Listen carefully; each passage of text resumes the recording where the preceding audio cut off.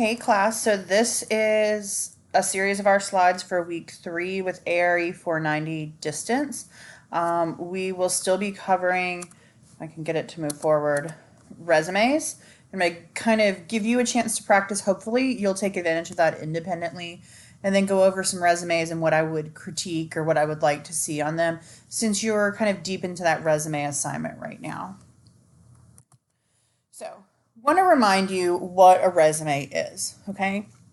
A resume is a document, just like these orange tabs say here. It's something that introduces who you are and stands for you as an employee when you can't be present. It's impossible for you to be in front of every hiring panel when they're just reviewing resumes. So you want to make sure your document speaks for who you are, okay? We want it to state your abilities, your skills. Definitely, we want it to be clear and concise and have proper grammar so it shows that that is one of your skills, as number 4 mentioned. I love number 5. A resume creates talking points for a future interview. It's really great when you can take your resume, and you should take your resume with you to your interview, and then when you're asked a specific question, refer back to the resume. For example, as you can see from this job at the stables, I was in charge of managing a team of 5, and I did that by X, Y, and Z. So it's a great reference point for interviews.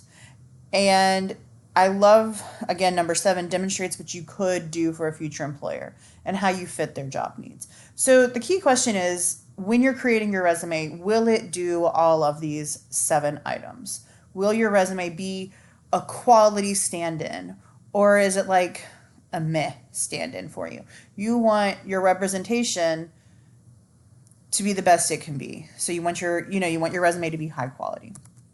So if you are struggling with your accomplishment statements in your resume, which is where most people do struggle, I have some options here of questions you could ask yourself to think about what to insert. A lot of people think they don't have a lot to say about what they did at a job, but even if your job was working at Chick-fil-A managing the register, you did more than managing the register, okay? You were probably in charge of opening or closing during a shift, and that involves processes. You worked as a team member, you dealt with customer relations, you problem solved. So ask yourself some of these questions if you're struggling to come up with action points to really strengthen those statements. Did you improve the process of closing up the store at the end of the night? And if so, how did you do that, and how much time did you trim off the process? Or did you make it more efficient? If you saved your company money, put that in your accomplishment statement, what you did and how much money was saved as a result of your actions. Okay, I don't think I need to read each one of these out, but this is a really great way to take those basic statements that you might have, like watered horses, and enhance them by asking yourself some of these questions. Because as it says at the top, our accomplishment statements are our success stories. It's proof of a result, achievement, or success from your past work, okay? It's your success stories. What did you do right? So if you are struggling with those statements, or you've got the basics down, a general draft, but you really want to enhance them and make them sound stronger, ask yourself some of these questions. Again, I gave an example for us. Your accomplishment statement is that action verb plus the result. And anytime you can enhance that with the benefit to the company, a transferable skill you used, or quantify it, is great. So if you worked with Northwestern Mutual and you helped to grow loan portfolio and you wrote that in your bullet for your accomplishment statement, that's fine, but that's kind of in the meh range, like I mentioned before. Like, great, you did that, but by how much? I want to see the impact you had. So to strengthen that, you've asked yourself, how much did I grow this? What did I do to grow this? What skills did I use? And so you could see below, the stronger statement would be grew loan portfolio from 75 million to 225 million by analyzing. So now I know another skill of yours, individual portfolios to note areas of need. And then you implemented changes. You made the necessary changes, okay? And I can see the percentage, if I do simple math, by how much you've grown a portfolio, which is amazing, okay? Do this to each of your statements. Even if it's the simplest, like took out the trash. Why are you taking out the trash? You're supporting a clean environment, OSHA standards, etc. Okay? I would encourage you, obviously we can't do this because we're not in the classroom, but I would encourage you to take each of these statements and figure out how you could strengthen them, because these are all valuable to a workplace. But we want to see very clear evidence of what sort of value they bring to a workplace. What impact did you make in doing each of these items? Okay? It's going to be a short video today, but that's all right. So, well, you can see the next two slides, and then that's all I have, is examples of 2 resumes. We'll be doing this in my 490 in class as well. And what I would probably be concerned about, and I'm not going to be able to hit everything, and hopefully you're noting some of these as you look as well. First things first with Kirk, in case you can't tell, he's a 2-page resume. None of you all should be at a 2-page resume unless you've been working for 8 to 10 years or more.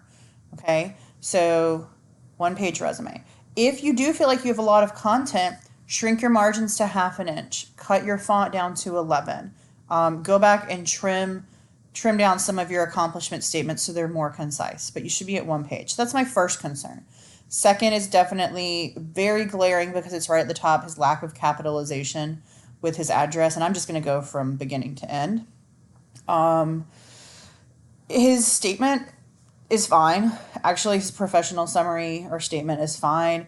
Could be strengthened a little bit by being specific to a certain company, but I'm not asking y'all to do that, so you don't have to. With education, absolutely not. Definitely do not want to see high school at all. He's been here a while. Obviously, this is fake, but we're pretending he's been here a while based on his graduation date. That's completely irrelevant. He wouldn't be in college if he didn't finish high school or have a diploma of some sort.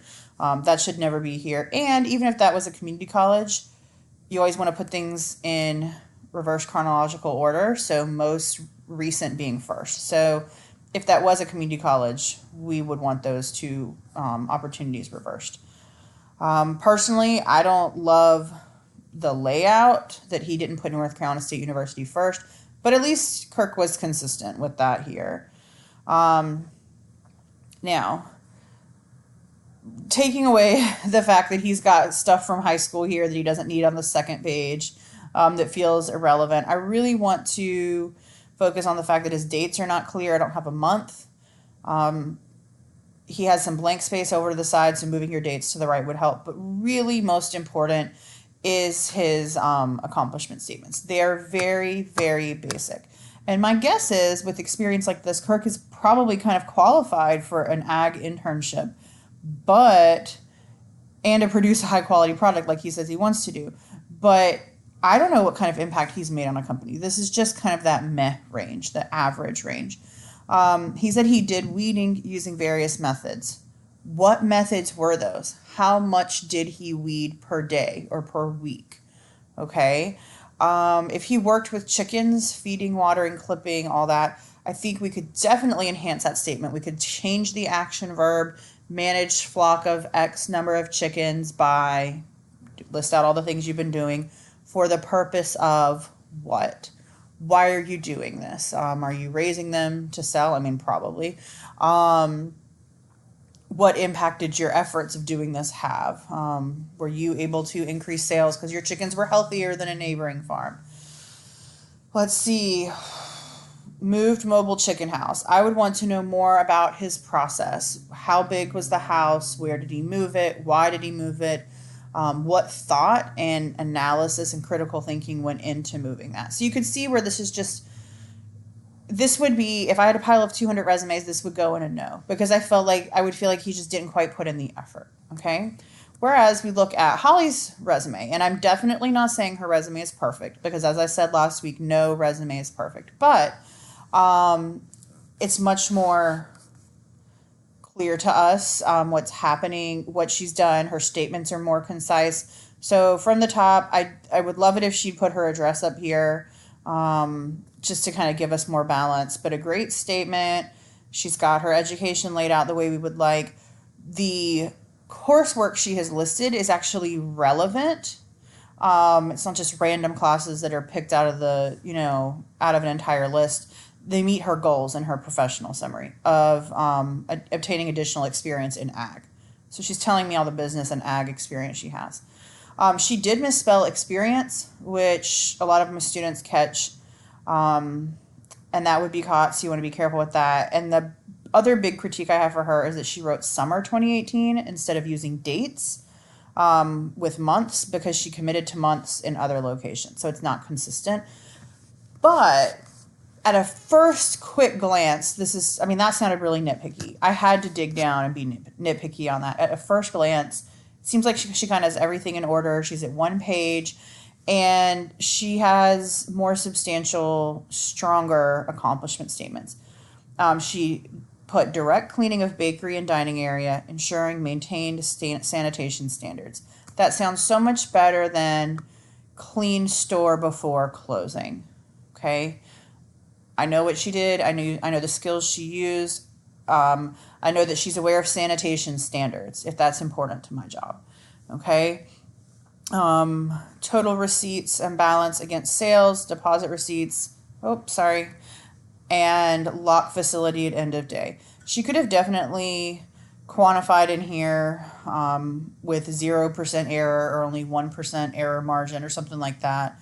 But again, you can see that all of her statements are so much stronger. Here's where she really quantified. When you're presenting a product to 10 to 15 clients a week, that's a big deal. Okay? It doesn't matter that you were in Vector, cut code knife sales or not. That's a big deal. Okay? And then for those of you that are confused about how to lay out some of your extracurricular activities, this is a really nice example. Again, I would put months and not seasons, because she committed to months in other locations. But very, very clear and doesn't take up too much space. So I hope these slides give you an example of what we're looking for in the resume, how I kind of run through a resume and check it.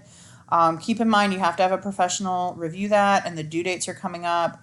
Double check for due dates for upcoming discussion boards, and send me any questions you have. I really am happy to help if you need some help, and have a great week 3.